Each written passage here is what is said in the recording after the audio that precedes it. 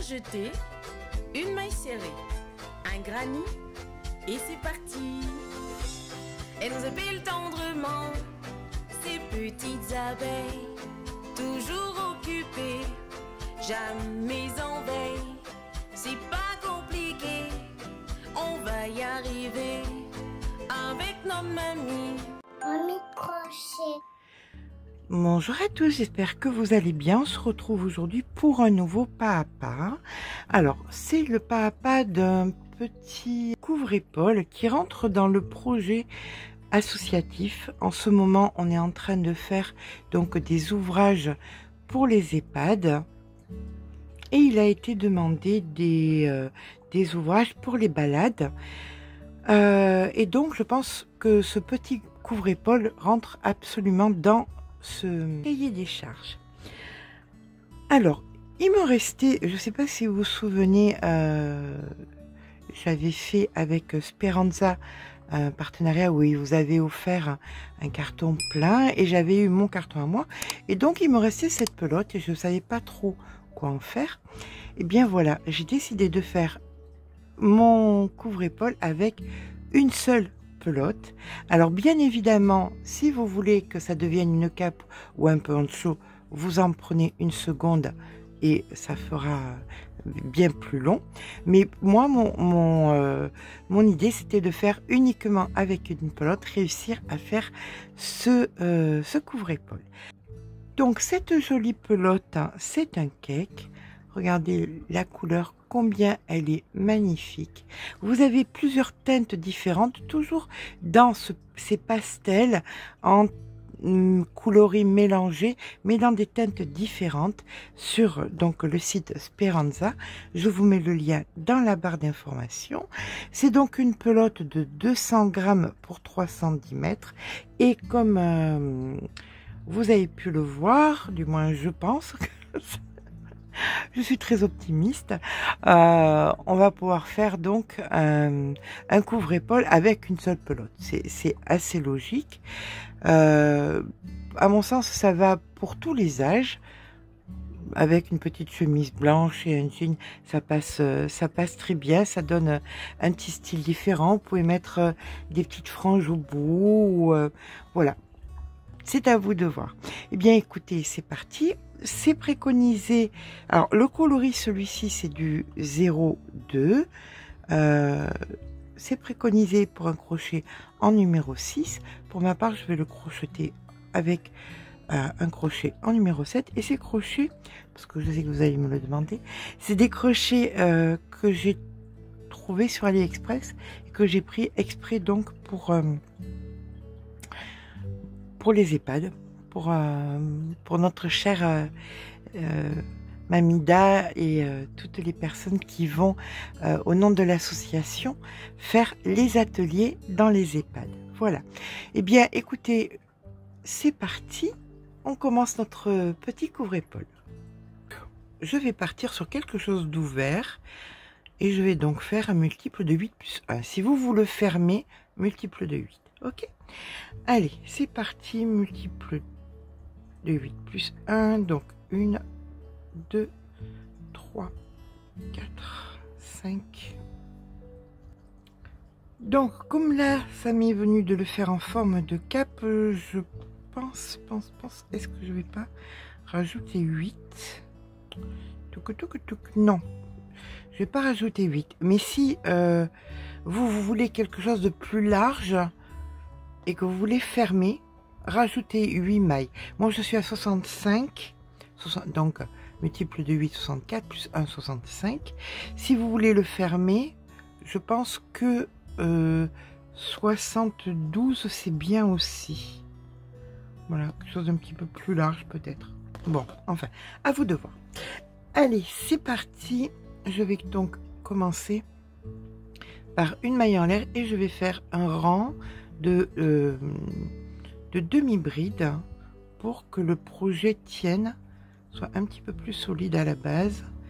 Donc je fais mes 65 demi-brides et je vous rejoins quand c'est fait. Et bien voilà, on termine donc notre rang de demi-bride. Comme vous pouvez le voir, le dégradé est juste sublime. Allez, c'est parti. On va venir faire 2 mailles en l'air, et 1 et 2. On tourne le travail. Et je fais donc une bride ici dans la même pour solidifier, parce que certainement que j'aurais envie, peut-être, je dis ça mais je ne sais pas, peut-être que je mettrai des boutons, donc pour que ce soit solide, je fais mes 2 mailles en l'air et une bride dans la même. Maintenant je viens passer donc 3 mailles, 1, 2, 3, dans la 4e je fais 3 brides, donc 1, 2, 3, 2 mailles en l'air et 3 brides. 1, 2 et 3. Vous allez voir combien ce projet est simple et rapide. En fait, c'est la pelote qui donne tout l'effet. On passe 3 mailles, 1, 2, 3.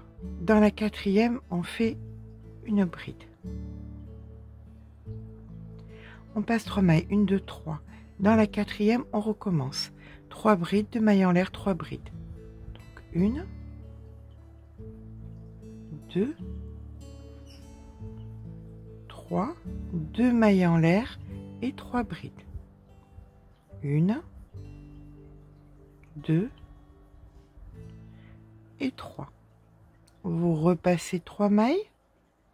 1, 2, 3, dans la 4e, vous faites une bride. Et ça, vous faites ça jusqu'à la fin du rang.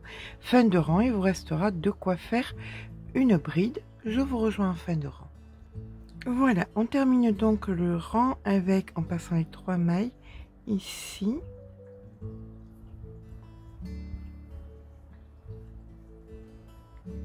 Je fais ma bride. Donc, 1, 2 mailles en l'air, je tourne le travail. Je fais donc une bride au même endroit pour solidifier.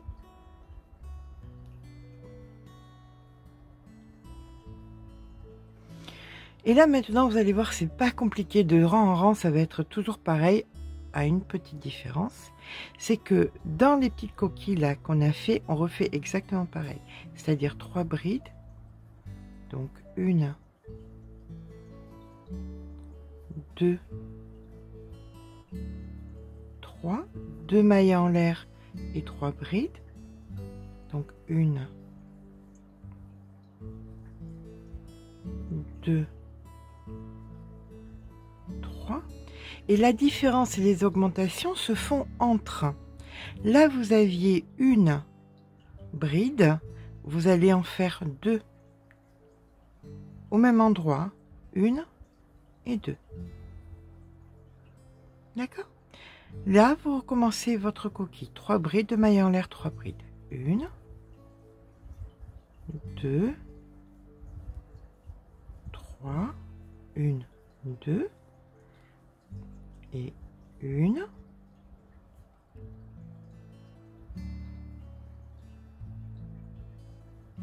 2 et 3. Ici, dans la bride qui est toute seule, vous en faites 2. Donc 1 et 2. Et vous faites ça jusqu'à la fin du rang. Dans tous les motifs, vous refaites des motifs. Et sur les brides seules, vous en faites 2. On se rejoint en fin de rang. On termine notre rang avec une bride dans la dernière bride. 1, 2 mailles en l'air, on tourne le travail et on fait une bride dans la même. On refait un motif sur le motif. Donc 3 brides, 2 mailles en l'air,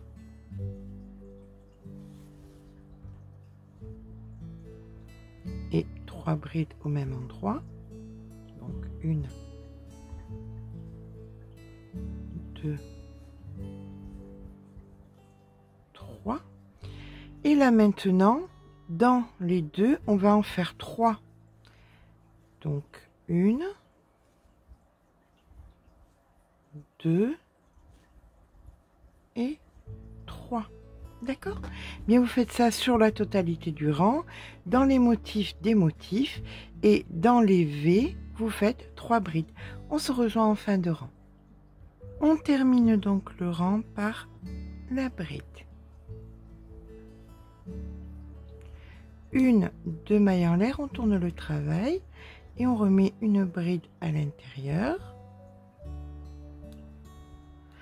On refait un motif dans le motif, donc 1,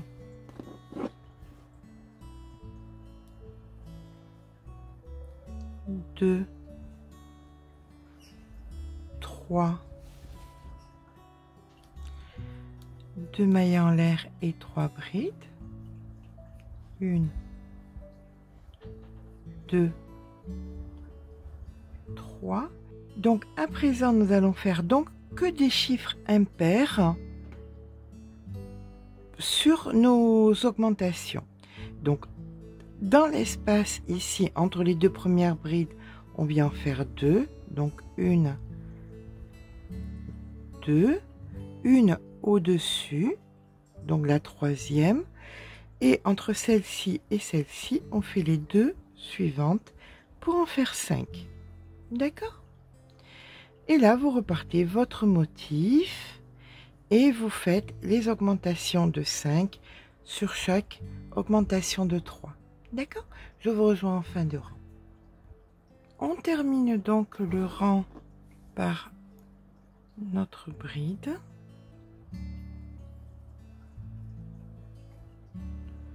Deux mailles en l'air, 1 et 2, on tourne le travail. La bride pour commencer, le motif dans le motif, 3 brides, 2 mailles en l'air et 3 brides.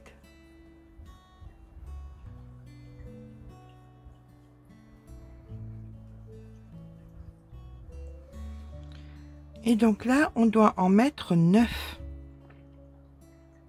7, pardon. Après 5, ça veut, il vient 7, je vous promets. Donc ici, on en met 2. Donc 1 et 2.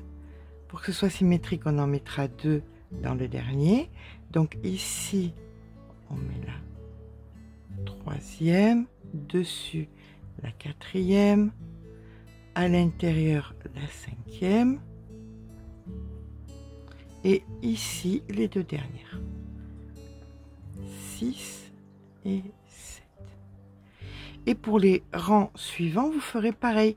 Vous compterez où est-ce que vous allez placer vos 9. Vous en mettrez 2 ici, ce qui fait 4, 5, 6, 7, 8 et une dessus, 9.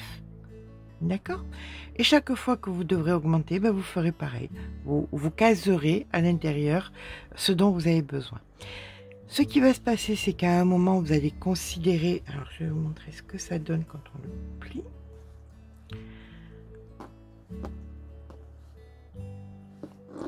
Comme ça, vous voyez l'amplitude que c'est en train de donner. Voilà. Ce qui va se passer, c'est qu'à un moment, vous allez considérer que c'est assez large. Donc, vous ne ferez plus d'augmentation ici. Vous ferez simplement les mailles, dans la continuité, quand vous considérez que c'est assez large. D'accord? Bien, écoutez, moi, pour l'instant, écoutez, on continue jusqu'à ce que on trouve que ce soit assez haut, tout simplement. À tout à l'heure. Vous faites toujours pareil, hein, les coquilles, les augmentations, après les 7, les 9, après les 9, les 11, et ainsi de suite, jusqu'à ce que vous considérez que ce soit assez large, où vous arrêtez, et voilà. Allez, à de suite. Alors, lors de la progression, si vous retrouvez la même couleur que vous avez autour du col, moi, pour ma part, j'ai préféré couper, prendre la couleur donc qui arrivait ici, vous voyez, où je me suis rendu compte que c'était la même couleur que celle du col, eh bien ça va tout simplement me permettre de venir travailler mon col dans la continuité avec une couleur qui n'est pas trop dissonante. Ce que j'avais envie sur le col déjà, c'était de reprendre un petit peu, de resserrer un petit peu, de restructurer. Donc, je prends un crochet, le 4,5, et là je vais venir donc une maille en l'air et je vais venir faire quoi, une maille serrée, et je vais venir faire donc un rang de mailles serrées pour structurer le col.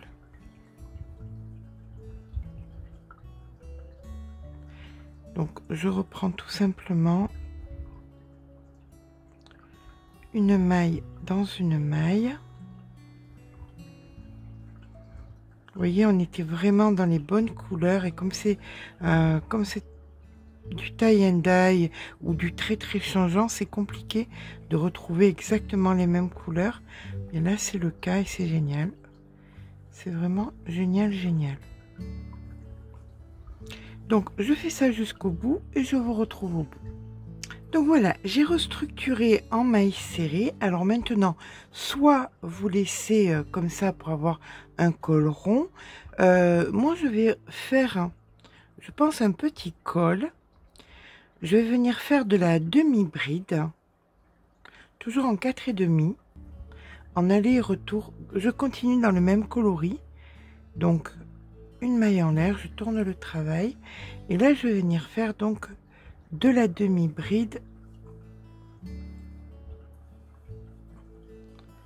dans toutes les mailles, et ce sur plusieurs rangs pour former un petit col.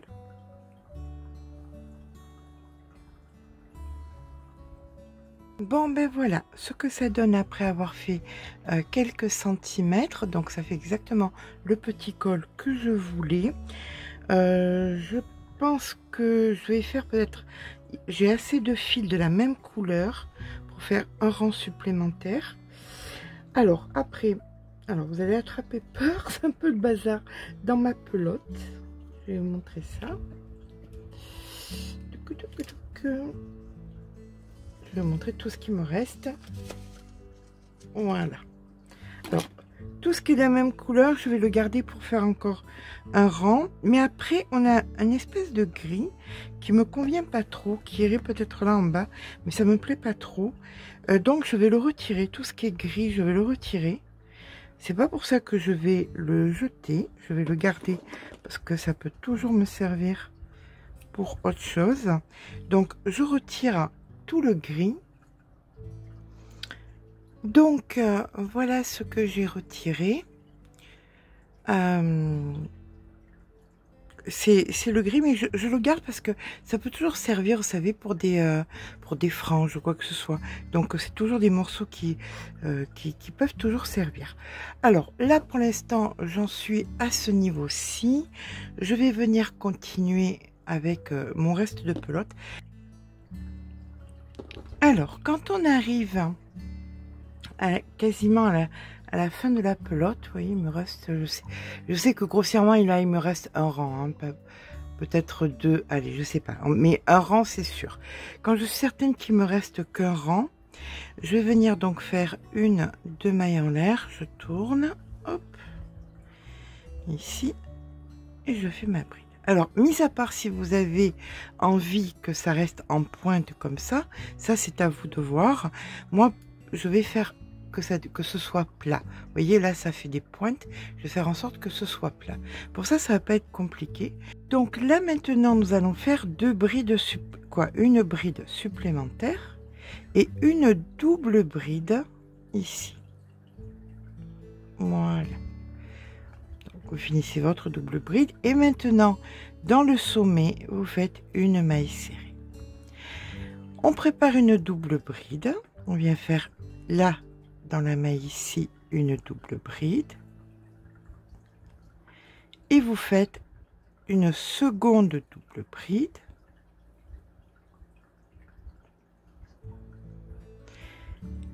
et deux brides, une et deux, Et là, vous partez pour simplement des brides sur chaque bride que vous rencontrez, sauf, alors voilà ce que ça vous donne, vous voyez, ça fait vraiment à plat, sauf la dernière.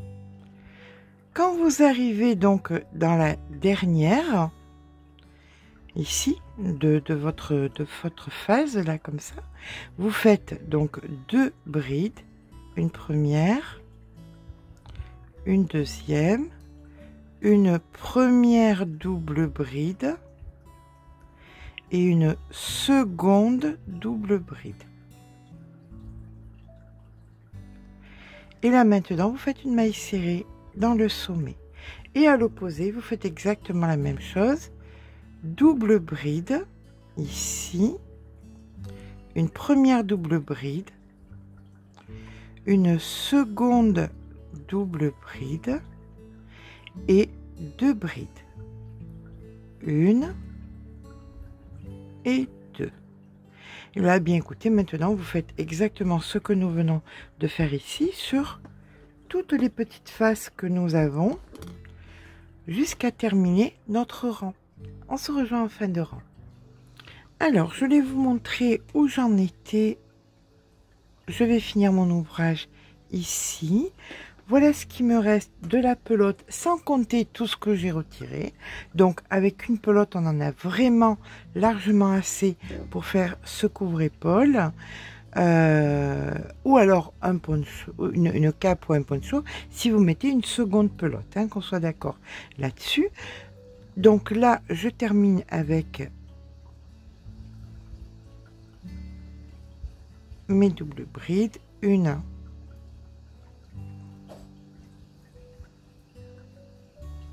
deux, et donc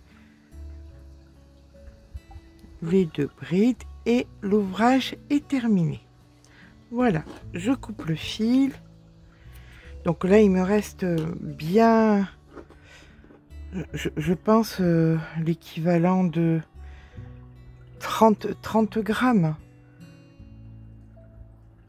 30 grammes. Donc, si vous utilisez la totalité, vous pouvez faire, à mon sens, encore 2 ou 3 rangs.